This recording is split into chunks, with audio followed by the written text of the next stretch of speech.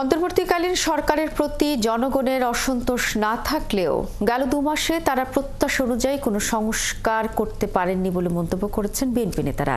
তাই যৌক্তিক সময়ের মধ্যে নির্বাচনী রোডম্যাপ ঘোষণা করে সবকিছু স্পষ্ট করার আহ্বান জানান তারা।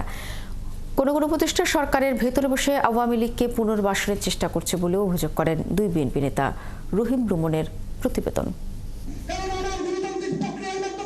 সকালে জাতীয় প্রেস ক্লাবে অভ্যুত্থান পরবর্তী বাংলাদেশ, আগামী নির্বাচন ও তারেক রহমান শীর্ষক আলোচনা সভায় যোগ দিয়ে বিএনপি নেতা জয়নুল আবদিন ফারুক অন্তর্বর্তী সরকারকে শিগগিরই নির্বাচনের তারিখ ঘোষণা করে রোডম্যাপ দেওয়ার দাবি জানান।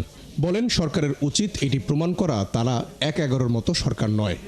আপনার প্রতি কোনো অসন্তোষ না থাকলেও মানুষ বলা শুরু করেছে আপনি এখনো 2 মাস 2 দিনে পরিষ্কার করা শুরু করতে পারেন নাই। সকল ক্ষমতা জনগণের যে নির্বাচিত সরকার, সেই সরকারের ক্ষমতা বলেই অন্যান্য সংস্কারগুলো করা হোক, এটাই জনগণের দাবি। আপনারা বসে সংস্কার করেন, নিষেধ নাই, কিন্তু এই সংস্কারের সময় কতদিন যাবে? আমরা 111 দেখেছি।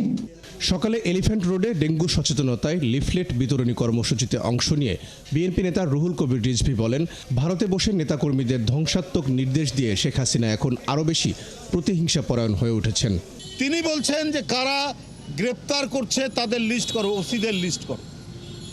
তিনি প্রধানমন্ত্রী ছিলেন না মাফিয়া আমরা যে বলি, উনি তো ছিলেন মাফিয়াদের গডফাদার, বা আমরা বলতে পারি গডমাদার।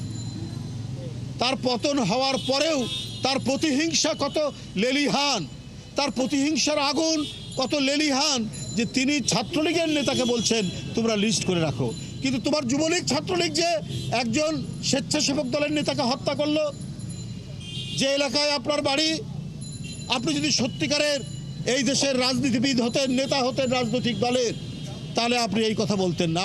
অন্তর্বর্তী সরকারের প্রতি মানুষের আস্থা ধরে রাখতে পতিত সরকারকে পুনর্বাসনকারীদের বিরুদ্ধে ব্যবস্থা নেওয়ারও দাবি জানান বিএনপির এই সিনিয়র নেতা। রহিম রুমন, 71, ঢাকা।